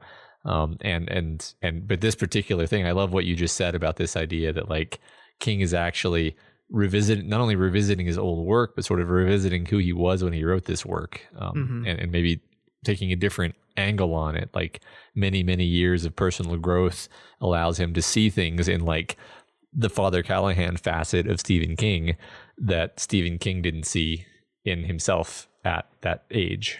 Yeah. Because because Stephen King was writing about alcoholism while Stephen King was an alcoholic. Mm-hmm. I mean, well, let's get, you're always an alcoholic, right? He was writing about alcoholism when he was still drinking heavily and drinking too much and taking too many drugs. And he's been writing about these things and his struggle with them from the middle of that struggle. And this is a specific look back on an addicted character, where King has successfully been on the wagon for, I think he got sober in like 89 or something. So a long time. And he's an older man, he's a wiser man, and he's looking back on these moments and thinking about them. And yeah, I mean, it is so powerful. It really is. I love it. Yep. So Callahan gets to New York City and finds a homeless shelter named Home, which he gets a job at. There's a whole bunch we learn here, Matt. It's a very, very information-filled thing. Callahan spends time at Home where he meets and befriends a man named Lupe. He realizes that he can sense vampires through the chimes, which are the Todash chimes, I guess, and he outlines the 3 different types of vampires for us. We learn a lot about vampires. Yeah.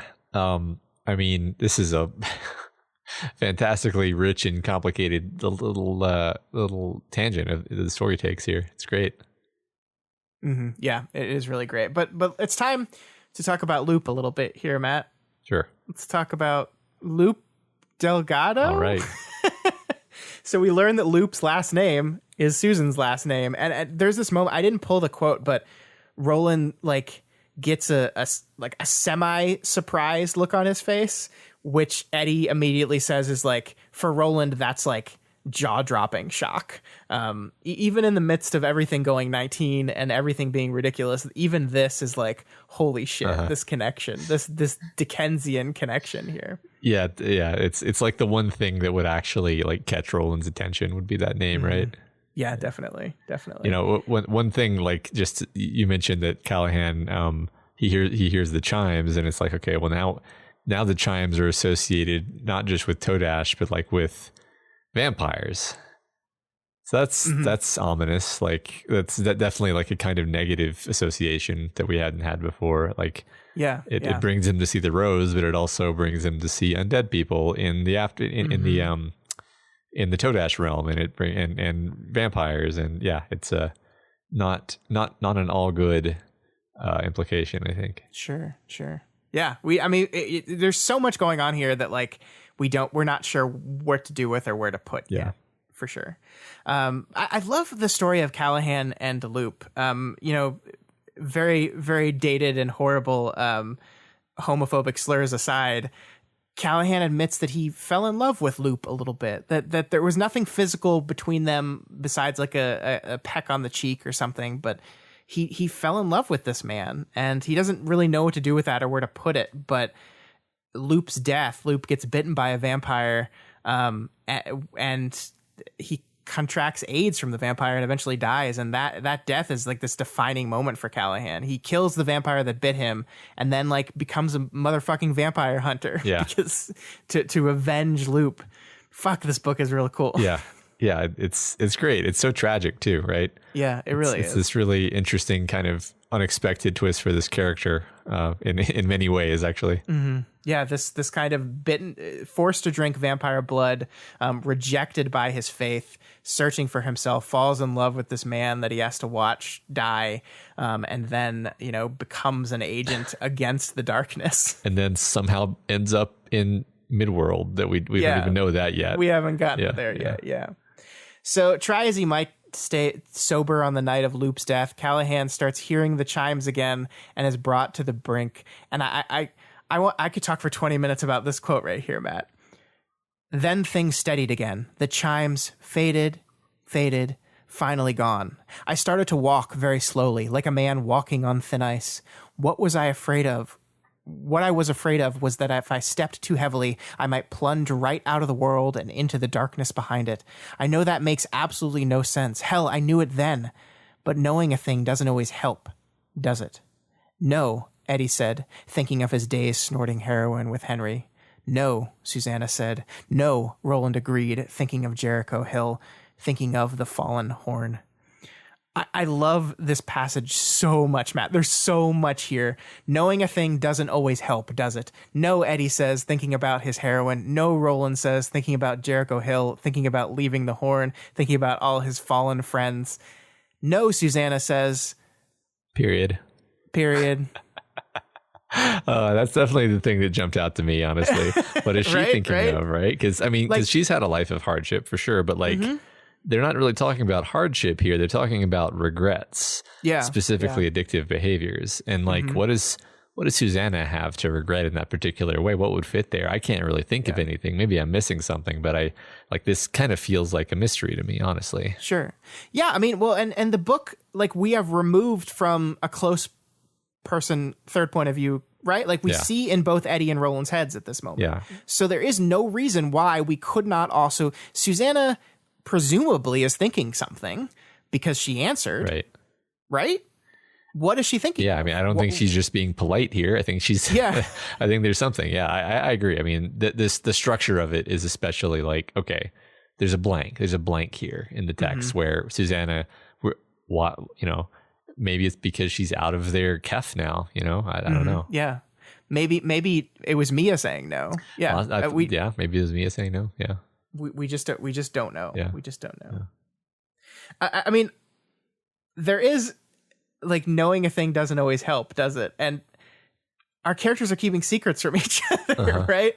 Like, like, I just, like, Susanna doesn't know a thing about herself right now, right? And she's answering no to like, maybe that would help Susanna, or it wouldn't. I mean, they basically said that telling Susanna about this thing would not help with it. And the thing is, I think that they're wrong simply because, like, Susanna already had that experience where she lost time, and then it occurred to her in that moment. She was like, "Oh shit, is this another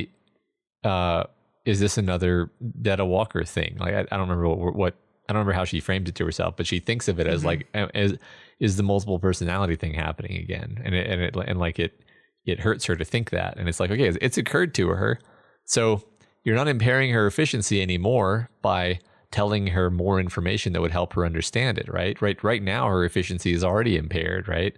Because she suspects something is wrong but doesn't know what. So, and then there's also I just think they're totally wrong. They're wrong to keep this from her. She's like the smartest of them anyway. So, I don't know. I'll be really surprised if the moral of the story is that it was great that they lied to her about this. Okay. Well, we'll find out. All right. That night, though, Callahan sees the vagrant dead that Susanna and the rest of them saw the last time they tow dashed to New York. So, okay, we got some stuff going on here, Matt, and we're not clear about it. Callahan is hearing the chimes every time he sees a vampire. He's also able to see the vagrant dead, who we were kind of told you normally only see while you're tow dashing. Is he tow dashing? Like, he's in New York. He's not traveling anywhere, or is he? What's going on here, Matt? I do not know. I mean, the most I can think of is that there's sort of a Dark Souls. Is that the game? What's the game where there's like a evil dimension, like a Silent Hill thing, where there's New York and then there's like dark New York, Sure. You tow dash into the shadow under New York. Okay. Where there's vampires and undead, but really you didn't go anywhere. You just kind of went down into the psychic underbelly, sure. Which I mean, maybe that is real travel. Maybe there's a literal other dimension that is the dark New York dimension, but I'm full of shit here, Scott. I have no idea. I mean, the one thing we do know is that there are other worlds than these. That's true. We do know that. So a little bit later, as Callahan has gone like full into vampire hunter mode, he realizes he's being hunted. And I love the way King does this, because it's in just these like creepy signs, right? Like he has a burnt right hand, or like a lost dog poster that is describing Callahan perfectly. And they're getting closer and closer to getting his name each time. And we learn that these aren't vampires. The vampires can't see him. The type 3 vampires that he's hunting can't see him. It's something else. And Callahan tells us who it is. It's the low men. They call themselves that sometime, although there are women among them. Sometimes they call themselves regulators. A lot of them wear long yellow coats, but not all. A lot of them have blue coffin tattoos on their hands, but not all. What? The coffin hunters? The coffin hunters? The low men that wear yellow coats? Were the coffin hunters low men, or are the low men taking after the coffin hunters? Is my question. Know. If that was 1,000 years ago. or was it? I don't know. I do happen to remember the term low men from the film Hearts at Atlantis. Mm-hmm. It is literally the only thing that I remember from that film. It's just Anthony Hopkins saying the words low men. Okay. I think there might have been a kid in the movie. I'm not sure. Okay. Anyway, that's my 2 cents on low men.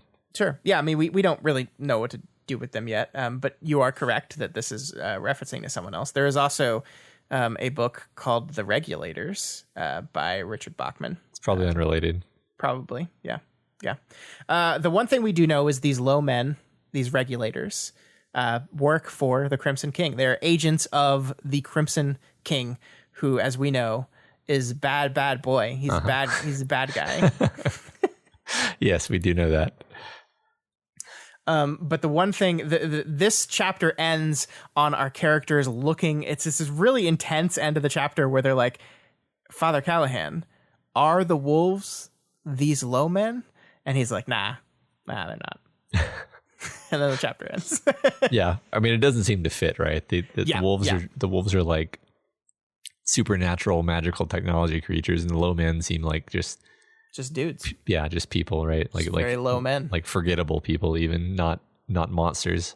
Low men with yellow coats. You know? Yeah. So that's the end of this week's chapter. We've got still more to learn about Father Callahan. We don't know how he gets to Midworld yet, or I guess Endworld is the correct thing to say now. True. We don't know how he ends up at the Calla and how he ends up with these people. So we've got to figure that out, but we will figure that out next week. Let's move right along into our discussion question. All right. Our discussion question for last week was, tell me about your favorite instance of Stephen King's writing that expresses beauty or goodness. And we got a lot of very good answers. I was very happy with the response to this one. So thank you to everyone who sent them in. And let's talk. Cool. Let's talk. So Rebecca B says, this section has always been my favorite out of all the books of the series. I have not read too many of his other books. I always look forward to this part and make it a point to physically read it instead of listening to the audiobook. It inspires such hope and reminds me of all the good in the world, especially when I am going through a hard time. It brings me to tears because there is just so much good and so much comfort at the idea there is a great corrector out there that outweighs all of the bad shit in the world, and it really does a good job of convincing the reader that everything is going to be all right. It's going to be okay. And they say, yes, I know it's fiction, but it's still a very happy and comforting thought. So yeah, she's referring, of course, to the rose scene, which was the one that we talked about last week as being the scene of really kind of sublime beauty. Yeah. I love that answer. That's very beautiful. And I mean, like, Rebecca, you're like a clarifier on the end there. Like, fiction is to me like some of the most happy and comforting things I reach for in my life. So I don't think anyone has to ever like be embarrassed by the fact that they use fiction for emotional support, for like, if you're feeling bad, a book telling you it's gonna be okay. I think that's what it's for. Sometimes. Yeah, sure. Up next, we have DB, who says, beauty in King's universe is something earned by good characters who suffer through ugliness. They go on to talk about the ending of the Bachman book, The Regulators, which has, as we talked about, absolutely nothing to do with the low men in yellow coats. This answer was a bit too spoily, so I'm not going to go all the way into it. But DB, I agree with what you said. Absolutely 100%. You are totally right. Awesome. So, good answer. Good answer, DB. Steve D says, King's stories have it all. Beauty and goodness, complex issues, thoughtful insights and suspenseful situations, humor and words that make you cringe and scare the hell out of you after you put the book down. Sometimes years later, just thinking about it. The whole enchilada. A very short King novella that came out last year that I really enjoy, Elevation. A very quick read, less than 150 pages, a weird and sweet story, a strange physical condition, homophobia, misunderstandings, and a little bit of politics of our time. Characters come together initially trying to problem solve, but soon becomes a story of acceptance and peace, staying weird throughout. Cool. Yeah. So it's basically like a whole little novella that captures this kind of beauty that we're talking about. Yeah, I was very surprised that book was published on its own. Normally, when King writes novellas, they're put together in a set and released, like this year's If It Bleeds.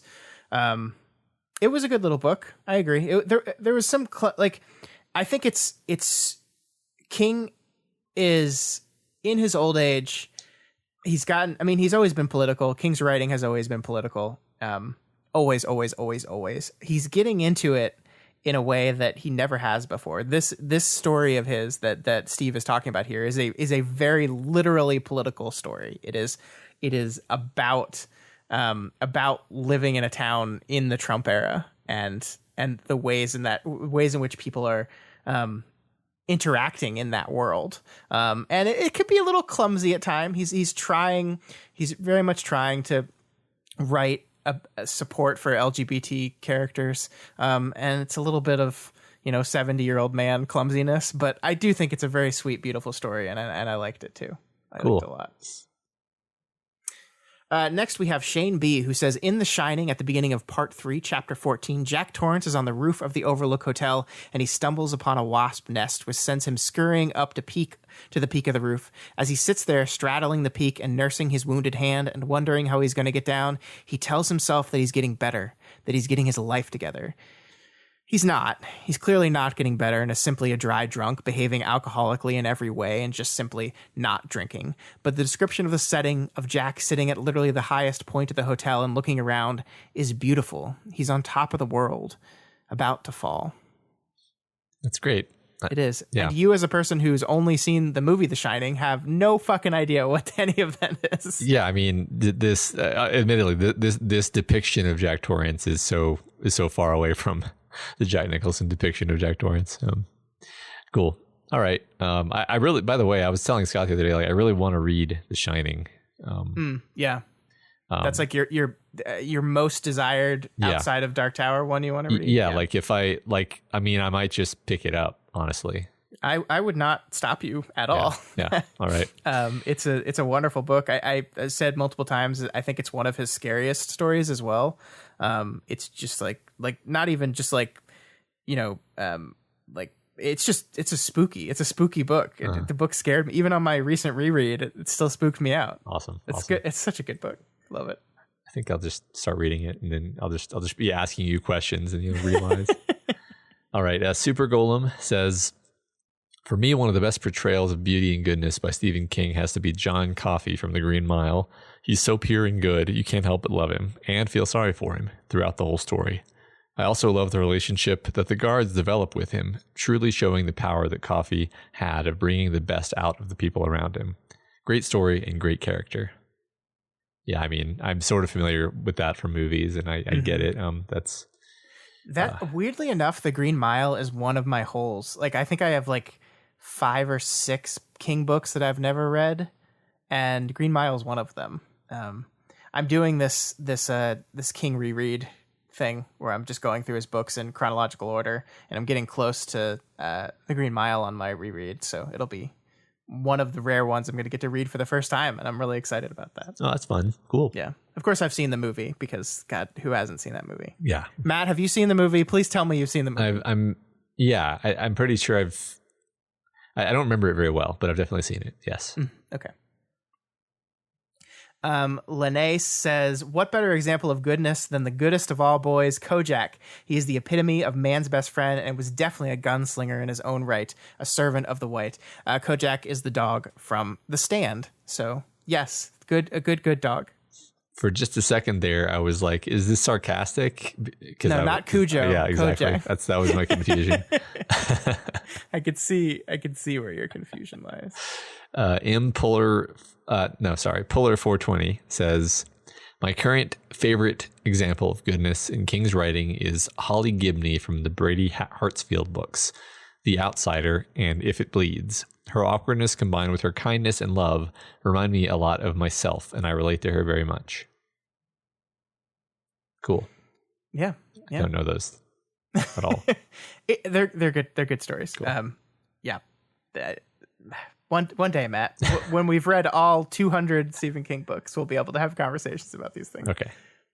Next, we have Megs, who says, the first passage that came to mind when I heard the discussion question was the moment when Eddie gets his first glimpse of the tower in his vision. It's so beautiful. It convinces Eddie Dean to swear on his life he will see it. It convinced me to keep reading until the end so that I could see it for myself. That's great. I do think that's what King is doing with those beautiful, like the beautiful rose passages and the beautiful tower passages, is he's instilling the addiction of the characters to this thing in you as well. Yeah, for sure. Yeah, absolutely. It's one thing the Lord of the Rings does not really do is ever give us a clue, like a real solid clue about where we're going. We're only discovering it as the characters discover it. But one thing this book does do is it gives you hints, gives you peeks, and I think that makes you want to keep reading. Anyway, sure. Dark Gazing says, for me, it's Andy Dufresne in Rita Hayworth and The Shawshank Redemption. He epitomizes the perseverance and goodness of hope. So when Andy locks himself in an office and plays classical music over the tannoy, is that the word? You get this beautiful quote from Red. I had no idea to this day that those two Italian ladies were singing about. Truth is, I don't want to know. Some things are better left unsaid. I'd like to think they were singing about something so beautiful it can't be expressed in words, and it makes your heart ache because of it. I tell you, those voices soared higher and farther than anybody in a gray place dares to dream. It was as if some beautiful bird had flapped into our drab little cage and made these walls dissolve away, and for the briefest of moments, every last man in Shawshank was felt free. And a bonus quote from Andy himself to Red. Remember that hope is a good thing, Red. Maybe the best of things, and no good thing ever dies. I appreciated your Morgan Freeman voice there, Matt. What? Huh? What? Very good. Very good. Next, we have Geek to Live, who says, I recently reread The Talisman and thought of Wolf. Despite being so scared of our world, he protected Jack as much as he could, even when he underwent his change.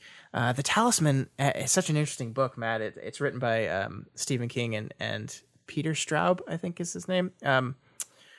It's very tangentially related to The Dark Tower, so I think we might read it one day. So I don't want to talk about it too much, but cool. I enjoy that book. It's different. I like this, like the answer, even though it's not spoilery. I'm like, who's the wolf? The change. That's interesting. What does that mean? Yeah, it's very. Yeah. You see, I bet they did this on purpose. Geek to Live. You've made me curious on purpose, and I want to read that book. Good job. Mm-hmm.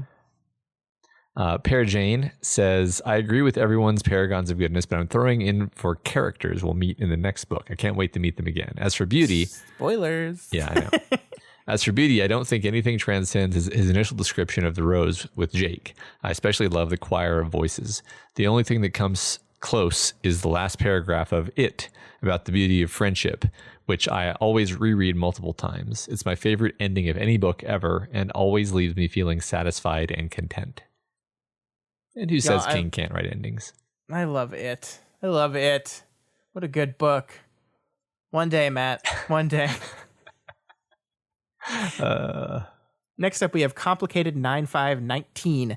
For your discussion question, there were a few moments of beauty I thought of throughout some of his books. The first one being in Insomnia, where Ralph sees the colorful balloon strings of people's lives as weak as the brightness that comes into the world. I would love to see the beauty of that. I actually just finished my reread of Insomnia, and that's a fun book. And Matt, we're gonna read it. So you concocted this question just to go through a whole bunch of Stephen King books and be like, isn't this interesting, Matt? Doesn't this make you curious? Insomnia, though, is an interesting one because it's one that is very, very closely related to The Dark Tower, in that I think it would be one of, if not the first book that we read in our hypothetical, season 2 round of books. It's pretty close for reasons that we can't get into yet, but one day. Okay, sounds fun. Yeah. The last answer, I believe, comes from Megafire7, who says they haven't read any of Stephen King's work other than The Dark Tower up to this point, but they think Eddie's description of true happiness struck a chord. They say, they're going to say, I'm on a holiday at the beach right now, and I took a walk along the beach right at the part where the sea kisses the shoreline and the sand is solid to walk upon while letting the water flow over my feet, and just standing there for 15 minutes, watching my own feet submerge and get coated in the sand, only for the next wave to wash it away again. That's an experience that's very calming and relaxing to me, and I fully empathized with Eddie when he thought he could see himself staying there forever. Aw, that's beautiful. That is beautiful.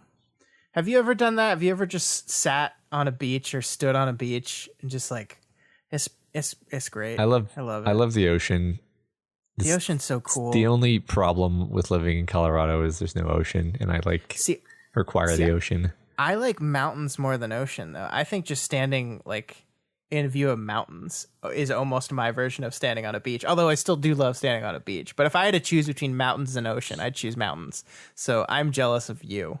The thing with me is I grew up like scuba diving and snorkeling on beaches all the time. So it's just like my real natural habitat is the ocean. But fair. I mean, mountains are obviously pretty. Yes. All right. That's it for our answers. Thank you, everyone who sent in those answers. If you sent in an answer that we didn't read, it was probably because it was after our recording day. So sorry about that. But we do appreciate them all nonetheless. Please keep them coming and keep all the emails coming, frankly. Every one of you, like someone just sent me a picture of their dog that they named Oi, which I thought was just wonderful. Oh, that's great. So please keep them coming. I always love your thoughts, except for when you send me an email telling me I pronounced something wrong. I just immediately delete those. I'm just kidding. We didn't pronounce anything wrong today, right, Scott? No, we certainly didn't pronounce any names wrong at all. None of them. All right. Next week's discussion question is, I think this is going to be a fun one. What is your favorite vampire story? You can pick a movie. You can pick a book. You can pick I don't know. What else? Yeah. What is? You could pick The Dark Tower.